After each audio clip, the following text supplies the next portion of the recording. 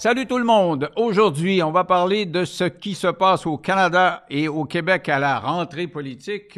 Qu'est-ce qui se passe avec nos élus, premiers ministres, ministres et compagnie, en compagnie de nos collaborateurs Gilles Proulx et Frédéric Bérard. Salut à vous deux. Salut. Bonjour. Écoute, une deuxième fois au cours des derniers jours. On ne l'est pas. Ben oui. Alors, qu'est-ce qui te marque? Je vais commencer avec toi, ce coup-là, Ouais. dans ce qu'on a vécu cet été dans les derniers mois. Parlons d'abord au niveau fédéral. On a l'impression que Justin Trudeau achève, puis qu'il se tient, là, il veut pas partir. Les sondages sont vraiment pas de son bord. Poilievre le dépasse vraiment de 4 têtes. Comment tu vois ça? Écoute, au-delà de Justin Trudeau, là, faut pas oublier une chose, hein, il y a eu 3 mandats consécutifs. Ça, là, si tu calcules, si tu comptes Jean Chrétien dans la balance, là, c'est un record. Là. Ça arrive pas, ça. En démocratie parlementaire, notamment, la démocratie qu'on a, le style Westminster, notamment, pas juste ça, mais notamment, une fois que tu as fait 2 mandats, là, les gens sont écœurés. Ouais. Tu as beau dire n'importe quoi, tu as beau faire n'importe quoi, les gens, on change pour changer, bien souvent. Et donc, moi, je pense que ça, c'est un ennemi qui, pour pas dire un adversaire, en fait, c'est un adversaire, pour pas dire un ennemi, qui est imbattable pour n'importe quel politicien. Et ajoute à ça le fait que, tout l'héritage de Justin Trudeau, ça a été quoi? Si je te dis la légalisation du cannabis, OK, puis après ça, ils vont dire, les prestations pour les enfants, OK, ouais, mais à part ça. Ouais, puis ça, c'était payant. Moi, je faisais de la ligne ouverte à ce moment-là. Puis une fois, un gars m'appelle. Il dit, moi, je trouve ça génial, cette prestation-là. Je dis, comment ça? Ben, je dis, moi, j'ai 3 enfants, puis ça me donne 6 000 $. Puis je dis, vous allez faire quoi avec ça? Ben, il dit, on part à Cuba. Hey, c'est moi qui paye ton voyage à Cuba? Mais non, mais la réalité, c'est un gouvernement qui a jamais pris de décision sérieuse, puis c'est archi dommage. Parce qu'à l'époque, moi, je chroniquais au magazine Le Point en France. Puis il m'avait demandé une chronique sur comparer Macron puis Trudeau. Puis le titre, c'était quelque chose comme La dernière chance pour les progressistes, les centristes. Et c'était quoi, la dernière chance? C'est-à-dire, là, avec le mouvement qu'on voyait venir, hein, avec le Trumpisme et autres, c'est la dernière chance pour ces 2 gars-là, jeunes, appréciés du public, cool, dans le vent, à certains niveaux, blablabla, de faire une différence marquée. Qu'est-ce qu'ils ont fait, les deux? Rien. Rien puis une barre. Et là, tu sais, il vient de se pogner, ou il est en train de se pogner avec un adversaire archi redoutable. Poilievre, c'est vrai que... Non, mais c'est un peu importe les a priori... Non, mais il est bon. Non, mais il est bon dans le sens où... Non, mais comme tribun. Là. Comme tribun. Il est fâché, puis il est drôle aussi. Il est habile. Mais regarde encore ce qu'il a fait hier ou avant-hier. Il est allé comparer... il est allé dire... Écoute, c'est épouvantable. Le seul danger qui existe, c'est la gauche. Regardez, par preuve, le nazisme. Pourquoi? Ben, national-socialiste. Hein? S'il y a socialiste, hein, c'est à gauche, fait qu'Hitler, t'es à gauche. Puis les gens disent, ouais. Mais c'est incroyable, là. On renverse le lexique. Donc ça, pour te dire, là, t'as Justin qui est là, qui a toujours été mou, pas trop solide, pas trop d'idées, avec un bilan pas loin de 0. Puis là, t'as Poilievre qui a des publicités. Hey, avant que Justin arrive, là, au pouvoir, le hot dog, là, il était à 1 piastre. Là, il est rendu à 3 piastres. C'est la Justinflation. Donc, c'est vrai, ça. Avant que Justin arrive, mais le hot dog, t'es moins cher. Mais c'est parce que comment tu veux te battre contre ça? Et en plus, il a changé d'image. Je sais pas si tu as vu dans les derniers mois, il y a une image à la télé qui était... Ouais, décontractée. Oui. Parlait comme un père de famille. Tu as sa femme qui est une francophone classique qui parle. conservateur. Il est gentil, puis la famille. Ils ont essayé ça avec Andrew Scheer, par exemple. Ça a foiré. Non, mais lui, il y a plus l'appui populaire. Oui. Est-ce que tu penses que Trudeau est fini, toi? Oui. Ouais? Oui, il y a un phénomène d'usure. Et non pas que... Il avait une belle image, enfin, je parle comme s'il était au passé. Il a une belle image comme politicien. Il est jeune, beau garçon, très modéré. Il ne s'emporte pas. Il y a des plans cyniques derrière la tête qu'il livre avec un camouflage certain pour diminuer le Québec dans certaines juridictions. Mais ça n'a pas donné les résultats qu'on souhaite. Pourquoi? Parce que le Canada est en faillite. Hein? Le Canada, en proportion gardée, a une des plus grosses dettes au monde. Et ça, les gens commencent à le savoir. Puis au bout de cela, tu me parlais tout à l'heure du gars qui a eu 3 enfants, puis il y avait des prestations. Combien de milliers là-dedans n'ont pas encore remboursé ou remboursé? Ça, c'est la PCU là, que tu parles là, pendant la pandémie. Là. Sur le plan évolutif pour le Québec, il a osé admettre que oui, il y avait un problème d'affaiblissement de la langue française. qu'est-ce qui s'est fait depuis ce temps-là? Où a été l'action du fédéral qui, en tout cas, est le poids lourd là-dedans, dans la politique du bilinguisme qui devait être révisée? Est-ce qu'on enlevait les ponts bridge? Je ne sais pas, pense pas. Il n'y a pas grand-chose qui a changé. Airport et aéroport. Alors, je vois pas vraiment la livraison du stock qui a été faite. Legault, un faiblard, comme ça ne se peut pas. Tu mets Legault dans le même panier que Trudeau, toi? Non, c'est-à-dire que je le mets vis-à-vis Trudeau qui a demandé timidement des petites réformettes en matière d'immigration, d'identitaire, de la loi 101. Les employés fédéraux pourraient travailler sous le toit de la loi 101 au Québec. C'est moi qui ai présidé cette réforme-là. Hein? Ça, je me rappelle très bien. Tu as défendu. Quoi, vous êtes contre ça? Non, mais ça marche plus. L'idée, puis je sais, parce que c'est moi qui ai présidé les consultations. L'idée, c'est d'exporter le concept de la loi 101 dans les régions francophones hors Québec. Mais ça marche pas. Vous êtes contre ça? Ça marche pas. Qu'est-ce que t'en sais si ça marche pas? Je sais pas. C'est quand la dernière fois que t'étais allé à Moncton magasiner? Ça fait bien faire un petit bout. Un bon 42 ans. Vous vous intéressez jamais aux francophones hors Québec? Ça vaut. Ça marche pas. Non, mais ça marche-tu? Ben oui, ça marche. Je sais pas plus que toi. Non, mais, en fait, non, mais. Je déconne, mais ce que je veux dire, la réforme vient d'être adoptée avec la nouvelle loi. Des effets comme ça se fait pas sentir de ça. Puis dans cette réforme-là, par exemple, il y a le droit des travailleurs de pouvoir travailler en français. De pouvoir être servi en français. Oui. Alors, puis c'était notre recommandation qui a été reprise. Mais quoi, vous êtes contre ça? On parle pas des Tim Hortons et tous les petits commerces, encore comme ce matin, qu'il y a une fille au Journal de Montréal qui raconte l'insulte qu'elle a subie. Rien n'a changé. Arrête de lire Sophie Durocher, c'est toujours pareil. Là. C'est toujours à elle que ça arrive, ces affaires. C'est drôle. Ça te prouve une chose. Si elle dénonce, elle est la seule à dénoncer. C'est vrai que on dénonce plus. On dénonce plus, c'est ça. Donc, ça n'enclenche pas. OK, non, mais juste pour terminer, vas-y. Je reviens là-dessus. OK, Legault a reçu des tapes à la gueule, ça n'a pas été plus long que ça de la part de Justin, tu n'auras rien. Mais c'était ce que Erin O'Toole avait promis à Legault. Oublions pas, il y a eu plus de votes que le Parti libéral. Et moi, je pense que Poilievre est d'accord pour livrer la recette de O'Toole au Québec, mais il n'en parle pas parce que c'est un pays ingouvernable. Donc, il serait, pour le Québec, Poilievre serait meilleur que Trudeau?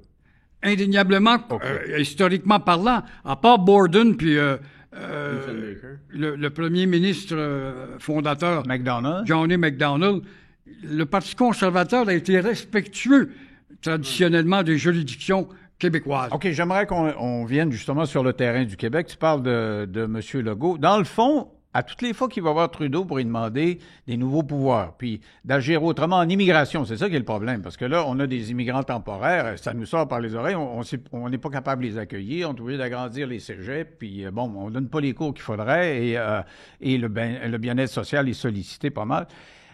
Non, mais c'est parce que là, sinon on va partir sur des prémices tout croche.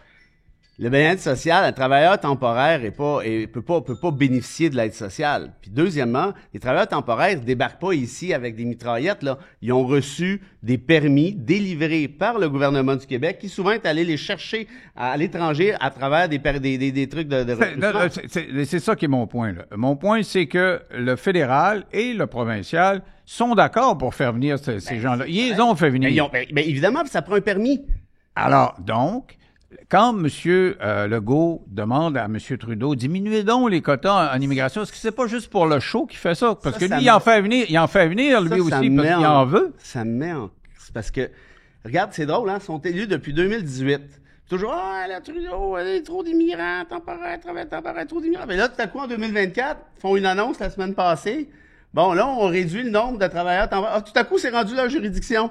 Mais sais-tu quoi? Ça l'a toujours été. C'est ça la vérité. Et là, ils n'ont pas le choix parce que là, la pression est trop forte des autres partis, notamment le PQ. Mais les 600 000 travailleurs temporaires ont bien reçu un permis, là. Tu peux pas rentrer comme travailleur temporaire si tu n'as pas un permis délivré en bonne et due forme. Oui, il est quand même rentré, depuis qu'il est là, Trudeau, 1 million de néos dans le territoire québécois. Mais ça, c'est autre chose. À tel point que Montréal nous appartient. Attends, excuse-moi, ça, c'est autre chose. Oui, mais ça fait partie de l'immigration. Oui, mais c'est parce que Denis parle des travailleurs temporaires. C'est parce que c'est important Le travailleur temporaire vient ici. Toi, tu as un permis pour travailler aux fermes de Michel Pitt dans les Hautes-Laurentides. Puis c'est ça ta job. D'ailleurs, ça donne lieu potentiellement à certains autres enjeux, mais ça, c'est une autre histoire. Oui, parce qu'on a vu des organisations internationales le rapport de l'ONU. Ouais. J'en connais beaucoup d'agriculteurs, dont Michel Pitt, que je salue s'il nous écoute. Bon, il paraît qu'on ne traiterait pas adéquatement. Non, mais il y en a qui les traitent aux petits oignons, par exemple, Pitt, mais il y en a d'autres, évidemment, qui profitent du fait qu'ils ont un permis attitré. Ils peuvent pas aller travailler ailleurs. Hein, ça devient, en quelque sorte,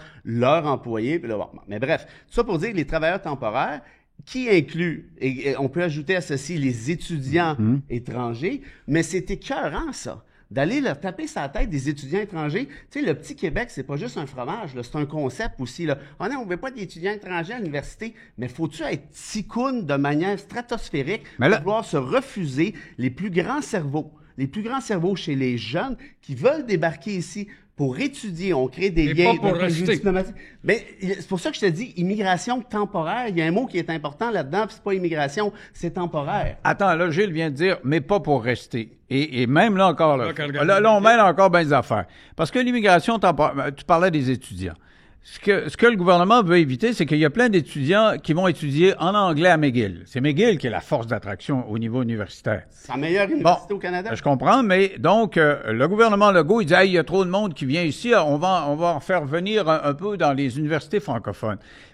Pour cette réalité-là, on va faire en sorte que tous les cégeps qui ont développé une clientèle internationale vont manger leur bas. Ils ont besoin de cette clientèle-là. Ce que je veux dire, c'est que c'est un débat tellement complexe, avec tellement de tenants et aboutissants que... Je suis pas d'accord avec toi, puis je vais te dire pourquoi je suis pas d'accord. McGill, c'est l'une des meilleures universités au monde, OK? Ce qui fait en sorte qu'elle attire les meilleurs étudiants au monde. Toi, si t'es un des meilleurs étudiants au monde, puis tu as le choix entre McGill, puis tu as le choix entre une université américaine. Et le gouvernement du Québec t'annonce, non, on t'es bienvenu, on veut pas que tu ailles à McGill, on aimerait ça que tu ailles à l'Université du Québec à Chicoutimi. Ça se pourrait que tu te dises, hey, sais-tu quoi, va au diable, ça me tente pas, moi, d'y aller à Chicoutimi. Non, ils font juste dire, si tu viens, ça va te coûter plus cher que ça te coûtait, là. Non, wow. Le plan qui va être déposé à l'automne, ce qui a été annoncé, c'est qu'il va y avoir une restriction du quota d'étudiants. Oui, c'est vrai, il y a des quotas. T'as raison, il y a des quotas. Là. Fait que ça veut dire que tes meilleurs cerveaux, puis je le répète, c'est d'une importance d'un point de vue scientifique, d'un point de vue diplomatique, d'un point de vue business.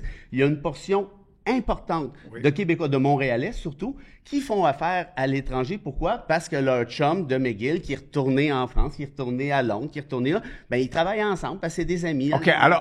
McGill est classé 10e en passant en Amérique du Nord. C'est vrai qu'elle est bonne, il n'y a pas de doute, mais il en demeure pas moins que pour l'instant, elle est un noyau qui dépersonnalise la vie de Montréal. On en a un exemple avec les Palestiniens, qui sont même assez arrogants et effrontés pour nous exhiber, justement. Pourquoi tu dis que ça dévisage le paysage montréalais? Hein? Pourquoi tu dis que McGill, que la clientèle de McGill défigure? C'est pas ces gens-là, parce que ces gens-là ne deviennent pas devenir des soldats québécois. Je vais te donner un exemple. Ben oui, mais c'est parce qu'on n'a pas juste ça à faire, former des soldats québécois. Je te donne un exemple. Moi, ma fille est allée étudier à McGill, d'ailleurs. Moi, j'ai étudié à McGill, j'ai enseigné à McGill, et ma fille vient de terminer son diplôme universitaire à Amsterdam. C'est un programme d'échange avec McGill. Mais tu parles attends une minute. Oui, mais c'est drôle, tu ne me parles pas de Montréal, donc l'Université de Montréal. J'y arrive. Donne-moi une seconde. Ben oui, j'ai étudié à l'Université de Montréal, j'enseigne là, comme tu sais, ça n'a rien à voir. On est capable de faire deux choses dans la vie. Et là, ma fille qui a étudié à Amsterdam pendant 8-9 mois, ben, elle a eu besoin d'un job là-bas, à Amsterdam. Fait qu'elle travaillait dans les restaurants. Et sais-tu quoi? Elle n'a pas eu le temps, en 8 mois, d'apprendre le néerlandais suffisamment, à part les formules d'usage. Donc, dans les restaurants, ben, elle était terrorisée parce qu'il y avait des clients qui parlaient néerlandais. Fait qu'imagine-toi, puis je pense à toi, tu es obligé de dire, je suis désolé, je ne parle pas suffisamment le néerlandais. Puis, ben, ça fait partie de ça. Mais une fois qu'elle est revenue ici, sais-tu quoi? Elle s'est fait un chum là-bas. Son chum s'appelle Yves Petit. Là, je me dis que non, tu ramassé à Saint-Jérôme puis tu me l'as pas dit. Yves Petit, c'est, pour vrai, Yves, pas de S, Petit, P-E-T-I-T. Yves Petit, qui est un Néerlandais. Là, je m'éloigne un peu, mais tout ça pour dire que je l'ai rencontré, le gars, la semaine passée ou autre. Puis, ma fille a un attachement profond, évidemment, son chum, évidemment, mais avec Amsterdam, avec les Pays-Bas. OK, donc tu es en train de me dire que ça vaut la peine d'avoir des élèves qui viennent ici pour que ça... alors, parce qu'on parle juste de McGill tout le temps. Moi, je connais la réalité des régions. Au Saguenay-Lac-Saint-Jean, il y en a en Gaspésie, à Rimouski. Il y a des gens qui vont étudier. Puis il y en a beaucoup qui s'installent là, puis qui parlent le français, qui apprennent le français. Mais il y en a, attends une minute, exactement. Pas qui apprennent le français, la plupart. Il y en a qui sont en France. Les Sénégalais et autres. Et moi, ce que j'essaie de dire, c'est que si on appliquait ta rhétorique, ou plutôt ta logique, disant on ne forme pas des bons petits soldats québécois, ben ma fille ne serait jamais allée à Amsterdam parce qu'elle n'est pas devenue une bonne petite soldate néerlandaise. Qu'est-ce qui lui a empêché d'y aller? Ça avait été diplômé de l'Université de Montréal. Puis un gars de l'Université du Québec parce que les programmes, étudier en Allemagne. mais les programmes d'échange sont beaucoup plus forts à McGill que dans les universités francophones, de un, ça c'est une chose. Mais deux, au-delà de ça, ce que j'essaie de dire, c'est que l'expérience qu'elle a vécue là-bas, elle reçoit encore, elle a plein d'amis qu'elle a rencontrés partout sur la planète, des Australiens, des Allemands, bon, you name it. Puis ça fait en sorte que, franchement, ma fille a maintenant un réseau qui est fantastique. Puis qui a côtoyé plein de langues, plein de cultures. Oui, mais ça règle pas ce que soulignait tantôt Gilles. C'est-à-dire, ce que Gilles dit, c'est qu'on en a trop par rapport à notre capacité d'accueil. Mais pas des étudiants étrangers. Les étudiants étrangers, là, je vais vous dire une affaire. Les universités, là, se cassent en deux, pour pas dire autre chose, pour les accueillir. Premièrement, parce qu'ils facturent beaucoup plus cher les frais de scolarité en question. Ça, c'est un. Puis deuxièmement, parce que la vitalité économique, politique, diplomatique, d'une société est basée, en 2024, avec les rapports, tu n'as pas le choix d'avoir Non, tu as défendu ton point pour les étudiants, puis on a parlé des travailleurs temporaires. Parlons des autres, parce que ça rentre par millions, là, tu sais, puis... millions? Ce que je veux dire, c'est que Trudeau vise le 100 millions. Ouais. Mais là, c'est pas vrai, ça. C'est pas vrai. Ça, c'est le projet du Century. C'est même pas... D'ailleurs, tu défendais Trump, le 2025, il n'y a rien à voir là-dedans. Pas Trudeau qui a écrit ça. C'est pas lui, ça n'a rien à voir. Puis il a même dit, j'ai rien à voir là-dedans. Le projet du 100 millions, à la fin... Il dit qu'il n'y a rien à voir, mais il agit comme tel. Hey, écoutez, les gars, le projet, c'est un projet de fin du siècle. Avez-vous calculé c'est quand fin du siècle? C'est dans 76 ans, là. Vous êtes-vous vraiment sérieusement en train de me dire, dans 76 ans, on va être 100 millions? la fin du siècle, on aura atteint le 100 millions. Oui, mais as-tu fait les calculs? On est 40 millions au Canada, OK? Puis c'est exponentiel. Ben, si entre 1 million par année, c'est facile d'atteindre le 100 millions. Ils vont avoir des bébés après ça, ces gens-là. Ben, coudonc. Bon, ben, écoute, on arrête là-dessus, là, on ne sera pas d'accord. Parlons d'autres matières en ce qui concerne le gouvernement du Québec, l'éducation. Là, c'est le retour à l'école, puis on se rend compte on est encore dans la même patente à gosse depuis des années que c'est comme ça. Il nous manque 5000 professeurs. Là, on entend le ministre de l'Éducation de Drainville qui nous dit bon, ben là, ça va aller à mieux l'année prochaine, puis l'autre année, puis il se passe rien. Qu'est-ce qu'on fait avec ça? Il y a quelque chose que je comprends pas dans ce mystère qui nous manque tellement de main-d'œuvre dans tout et dans le corps professoral. Où sont-ils, ces 5000-là? Sont-ils tous morts? Ils ont lâché à 55 ans? Ils sont courbaturés puis ils ne peuvent pas étudier à venir enseigner à 56 ans. Il y en avait pas mal qui étaient surqualifiés et qui ont étudié là-dedans. On leur a dit, on veut pas de vous autres, vous avez un voile. Ouais, il n'y a pas des milliards là-dedans, je veux dire. Non, mais quand même, il y a des professeurs qui ont des diplômes puis qui disent, qui lèvent la main à chaque mois de septembre, qui disent, hey, moi, comment ça fait, vous ne prenez pas, là? Ça a l'air d'une grosse bureaucratie qui est tout croche, là. Écoute, qui veut être prof en 2024? Moi, moi, je paierais 200 000 $, j'irais pas là. Hein? Au secondaire, dans une polyvalente, aïe, aïe! Puis, avec la charte à Trudeau, où tu peux insulter le petit professeur de 8 ans, il garocher des craies d'en face, puis avoir des droits. Et puis, c'est ça. C'est pas la charte de Trudeau, ça. Ça n'a rien à voir. Ah! Non, mais arrête ça. Trouve-moi une décision. La loi 16, d'abord. Non, peut-être la charte québécoise, déjà un peu plus. Non, je pense que c'est plutôt le rapport parent-enfant. Oui. Maintenant, les enfants sont... Et la charte de Trudeau a le dos large, mais trouve-moi une jurisprudence qui cite la charte de Trudeau disant que le TQ a le droit de garrocher une craie à son prof. C'est reconnu dans la Constitution, le garrochage de craie. Mais tu sais, moi, j'en connais pas mal de profs. Je représente un syndicat de profs. Puis je veux dire, une affaire, ces gens-là, puis j'en connais quand même quelques-uns, pour pas dire plusieurs. Ceux qui sont encore là, c'est une passion, là. C'est une dévotion. Ces gens-là méritent l'Ordre du Québec, tant qu'à moi, là. Parce que, franchement, débarquer là dans des... Écoute, on a fait une pandémie. Mettons, mettez vos masques, faites-vous vacciner, puis tout ça, c'est bien correct. Ah, mais non, on n'a pas d'argent pour ventiler les salles de classe. Vous ouvrirez vos fenêtres. C'est parce qu'on vit au Québec, là, ici, là. Je veux dire, il y a 20 ans, je ferai les fenêtres. Il fait moins 30. Toi, t'as 30. On parle d'une pandémie. Non, mais il y a 20 ans, il faisait moins 30, puis on ouvrait la fenêtre. Puis il faisait 30 au-dessus, on ouvrait la fenêtre.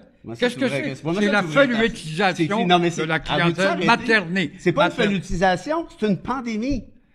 Non, mais lui, ce qu'il dit, c'est qu'on materne davantage les enfants. Non, mais ce que j'essaie de dire, pendant 2 ans, ces profs-là ont été obligés de se présenter dans des salles qui étaient surpeuplées, parce que c'est encore le cas aujourd'hui d'ailleurs, de 28, 30, 32, puis 34 étudiants, les fenêtres fermées ou ouvertes. Si tu voulais avoir de la ventilation pour ne pas pogner la bébite, il fallait que tu ouvres tes fenêtres.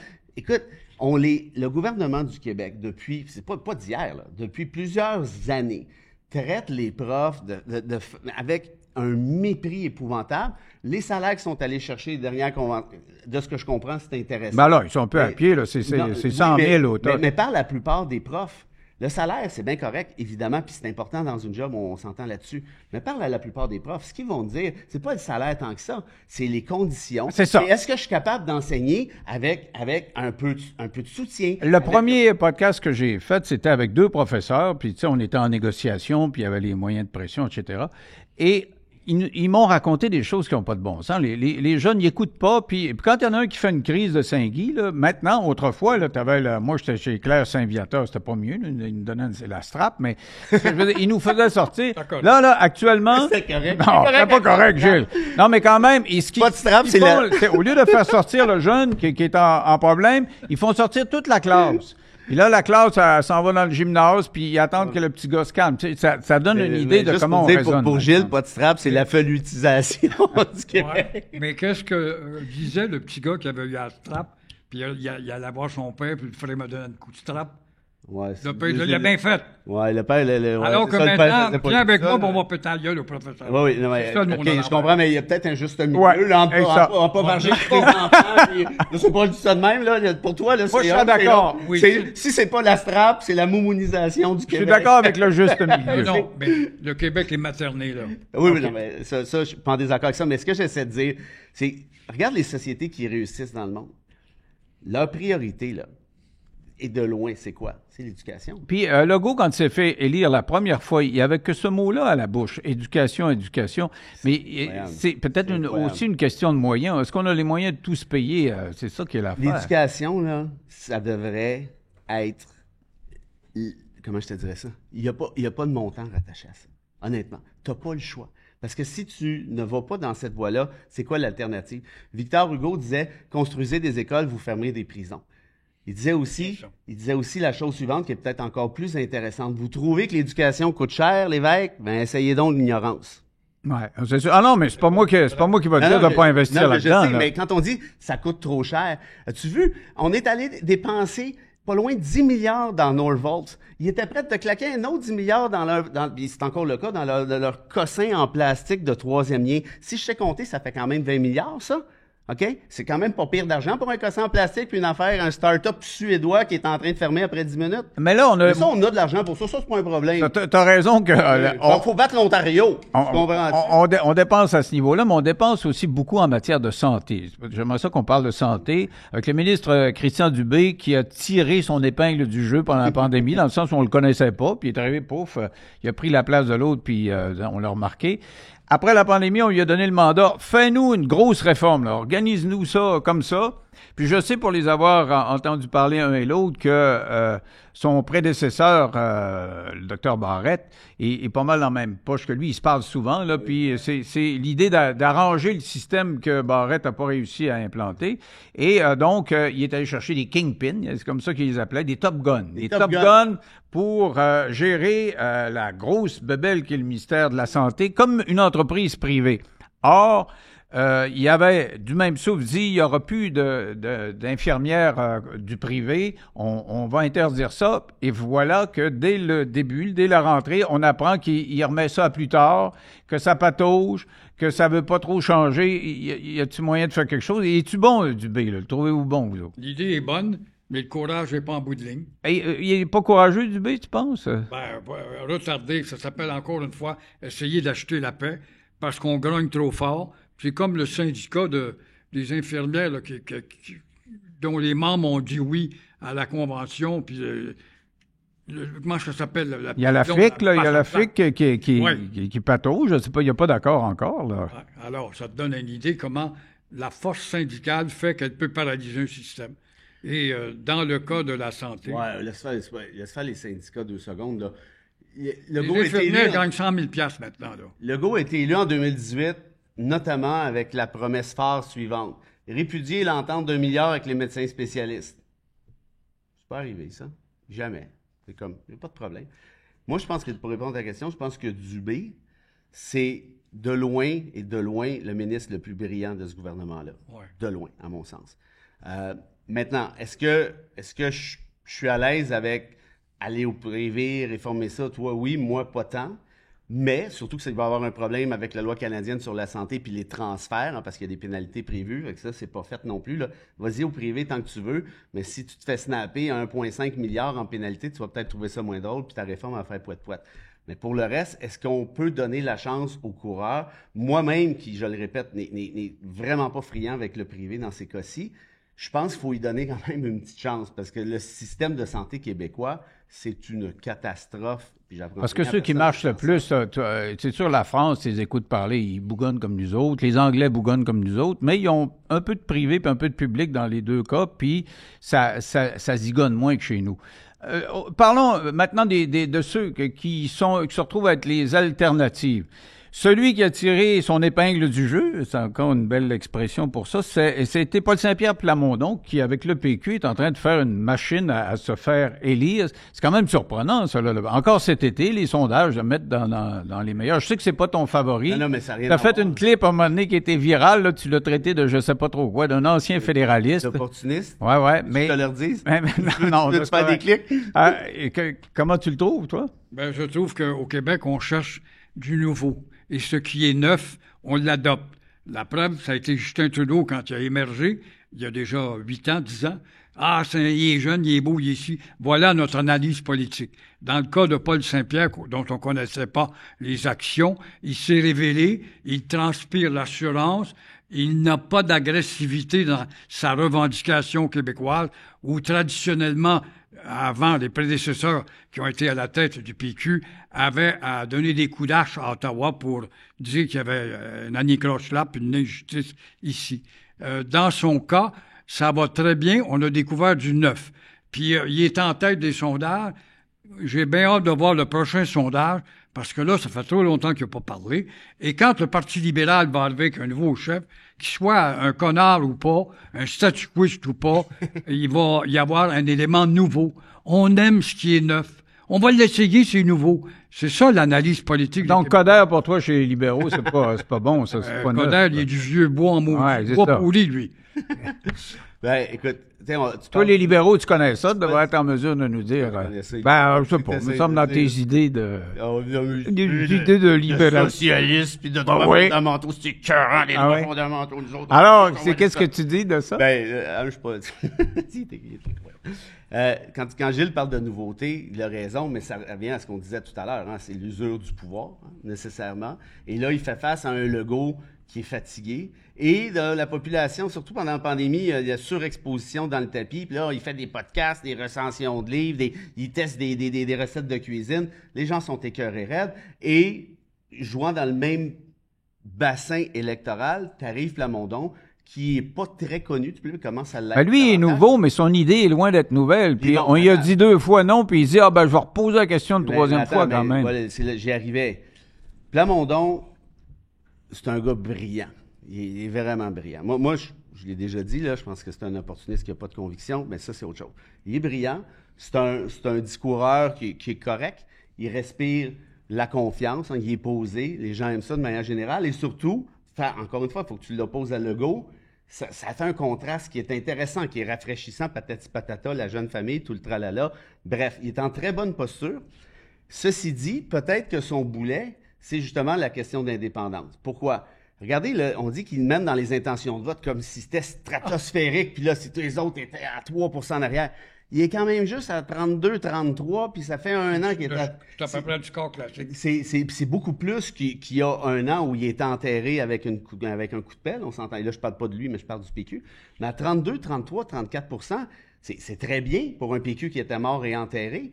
Mais c'est parce que si je sais compter, ça fait quand même 66% de Québécois qui ne veulent rien savoir. Donc, en d'autres termes, si tu ne bouges pas l'aiguille rapidement, là, on va finir par penser que c'est peut-être justement le projet d'indépendance. Donc, les gens veulent changer, oui, mais il l'a dit, il redit. Puis là-dessus, je vais étirer ma casquette en disant, regarde, Paul, je te mets au défi.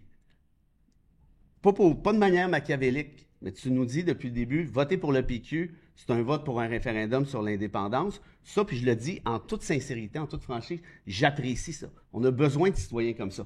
Fais-le ton projet d'indépendance, mais pour ça, évidemment, il va falloir qu'il soit élu, et c'est là que la tentation va devenir forte. Parce que là, les libéraux, il ne faut pas oublier une affaire, ça a toujours été le yin et le yang avec le PQ.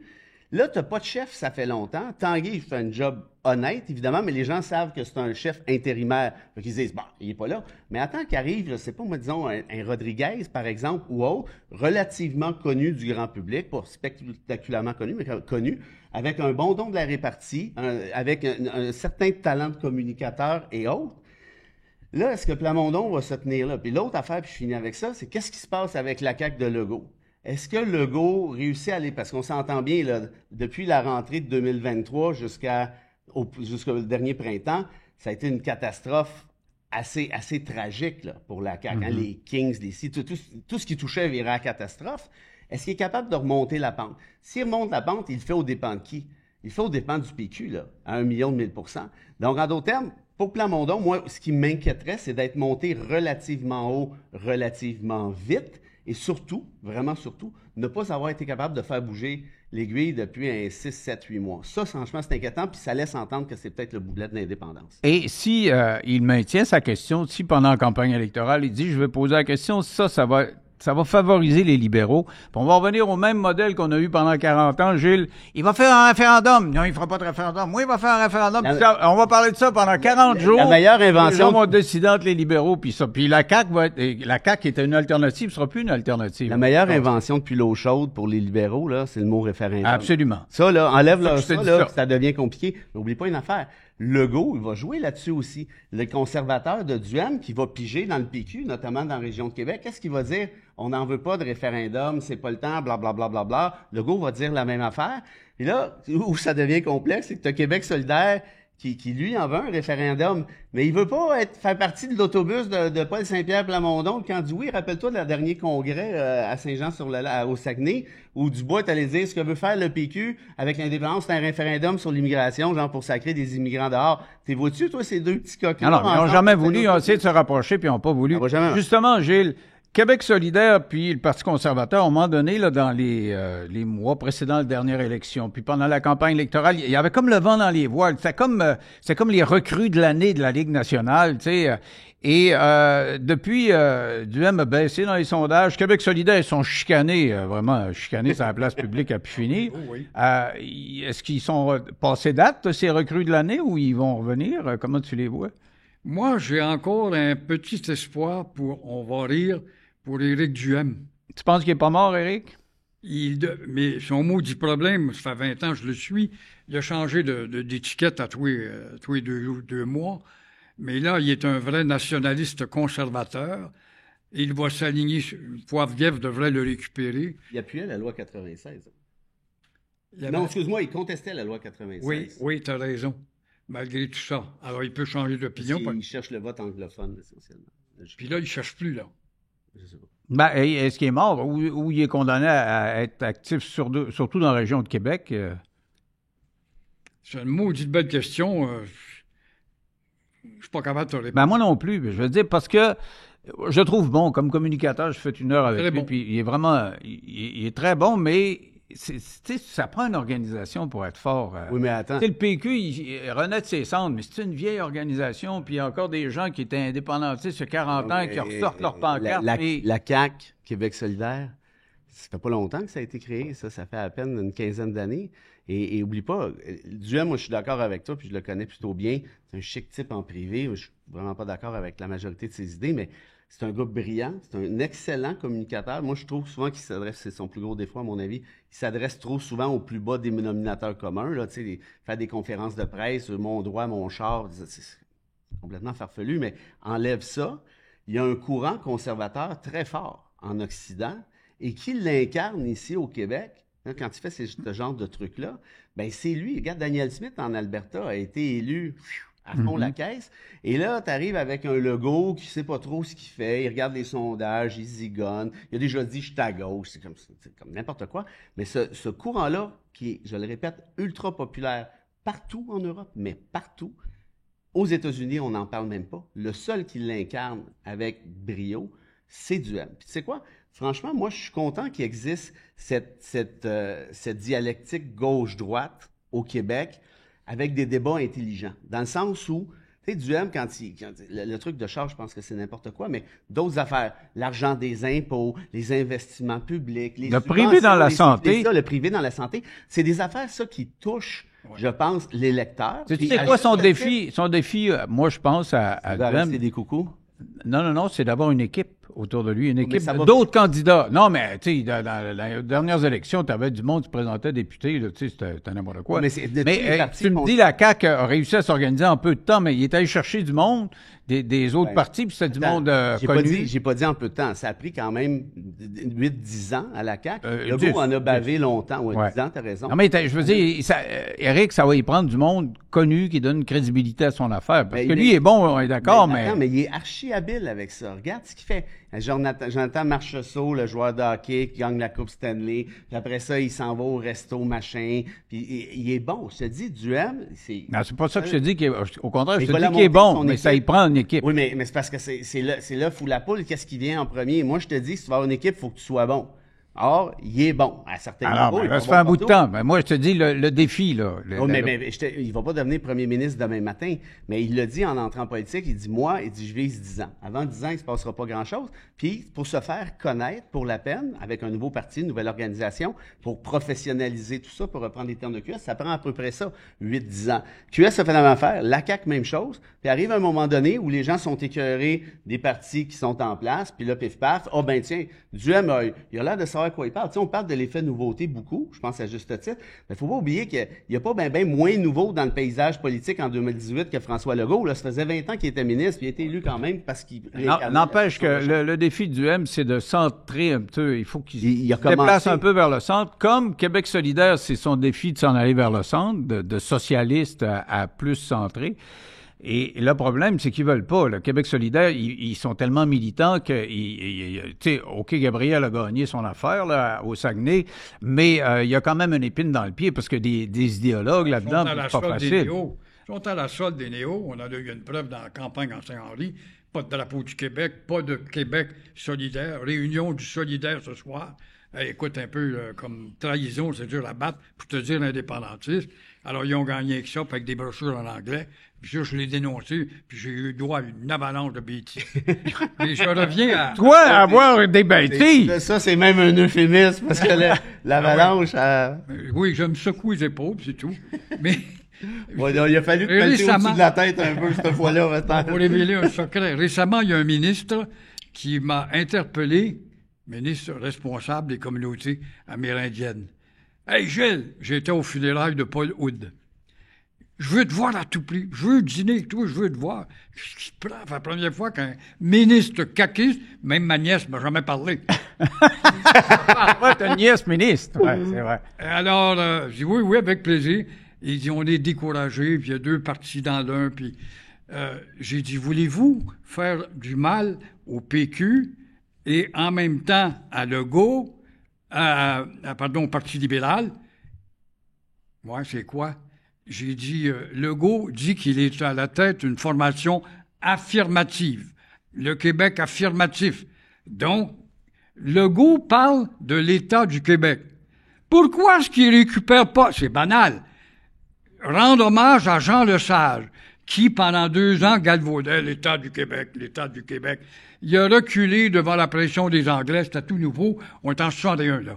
Et il voulait justement se défaire de l'expression « province de Québec ». Tu rends hommage aux libéraux de Jean Lesage, tu proclames l'État du Québec et tu augmentes ton sondage de 3-4% chez la CAQ, c'est Legault qui le dit, et tu gruges en même temps dans le PQ où les péquistes mous sont encore avec... En fait, ce que tu dis, il faut qu'il redevienne plus nationaliste en dépit de ses positions face à Trudeau. Ça coûte rien, bâton, ça c'est un petit élément notoire qui donnerait quelque chose. C'est pas juste ça, c'est un retour, c'est un hommage à l'histoire. Et trop souvent, je pense, au Québec, on a mélangé certains concepts, puis on a oublié, justement, de la part d'un Lesage, de la part de la Révolution tranquille. Et moi, je suis d'accord avec Gilles. Le Legault a tout à gagner. à faire ça. Parce que les guerres avec Trudeau, là, ça fait 800 fois là, qu'il va commander au restaurant, pourrais-tu avoir ci, pourrais-tu avoir ça, puis il s'est ramassé avec 2-3 pétacs frites, puis c'est à peu près tout. Fait qu'à un moment donné, les gens disent, c'est parce que là, arrête de nous faire des conférences de presse pour dire qu'il va y avoir un comité dans 8 mois, il se passe jamais rien. Donc, le modèle autonomiste, c'est le fun quand ça marche. Puis pour que ça marche, faut qu'Ottawa dise oui. Si Ottawa dit non, tu perds ton temps. Et c'est là qu'il fait la part belle au PQ. Parce que le PQ dit, regardez, il essaye, on parle. Alors, votez pour nous, puis vous aurez le droit de voter non à un référendum, de toute évidence. Il imite le Parti libéral, puis il gruge un peu chez les péquistes. Un autre élément aussi, j'y ai dit, c'est bien beau, vous parlez des Amérindiens, puis la réconciliation. Est-ce qu'on s'est battu contre les Indiens, nous autres? Parce que je cherche qu'on a mon histoire. On a eu un ennemi, c'était les Iroquois. Tous les autres, c'est nos alliés. C'est quand même des Autochtones. Oui. Et au lendemain de la conquête, il y a un dénommé Pontiac qui met sur pied une armée de 50 000 personnes. Il demande aux Québécois, aux Français du temps, embarquez avec nous autres, on va revenir au régime franco-indien parce que nous étions mieux traités que les Français qu'avec les Britanniques. Alors, Pontiac, il savait même pas. Il a pris ça en note. Vous deviez donner un rond-point ou une statue au lieu de donner une rue à un gars qui était un Mohawk, dans le langage Mohawk. Puis au lieu, je l'aurais appelé, moi, la rue des Premières Nations, premièrement. Mais il savait pas ça. C'est ce que j'aime par ce que dit Gilles, là. Ça, pour moi, là, c'est un nationalisme qui est prometteur, qui est productif, qui amène quelque chose. Les losages, et c'est ça. Versus, là, il y a trop d'immigrants dans la fonte à Trudeau. Parce qu'à un moment donné, les Québécois, c'est pas tous des jambons, là. Ça suffit. Ceux qui disent ça, c'est des jambons? Hein? C'est des jambons, ceux qui disent qu'il y a trop d'immigrants? Non, je n'ai pas dit trop d'immigrants. Je te parle du discours, parce qu'on peut discuter du Non, mais c'est parce que aussitôt qu'on fait un débat sur l'immigration, on se fait traiter de raciste. J'ai pas dit ça pendant tout. Ce que je suis en train de te dire... Ça sonnait de même. Ben, OK, ben je vais recommencer à ce moment-là. Commence, ouais. Ce que je te dis, oui, on peut faire un débat sur l'immigration, mais si la seule cassette que tu as, c'est dire c'est la faute à Trudeau si on a trop d'immigrants, puis en même temps, tu donnes des permis aux travailleurs temporaires, puis tu vas les recruter à l'étranger, les gens allument, là. Les gens allument qui se font niaiser par la CAQ. C'est ça la réalité. C'est que les politiques immigrationnistes de la CAQ, c'est d'une hypocrisie sans nom. Puis de toujours blâmer ça sur Trudeau, arrive un moment donné où les gens allument, puis respect pour les autres, OK, c'est parce que c'est un show, là, qu'ils sont en train de faire. Et c'est là que le PQ est en train de... Alors, on va s'arrêter sur cette note-là. Pour une fois que vous êtes d'accord, les deux, là, alors on va en profiter. Je viens de se retrouver, mais dans deux uniformes différents. Merci, Gilles. Au plaisir. Merci, Frédéric. Plaisir.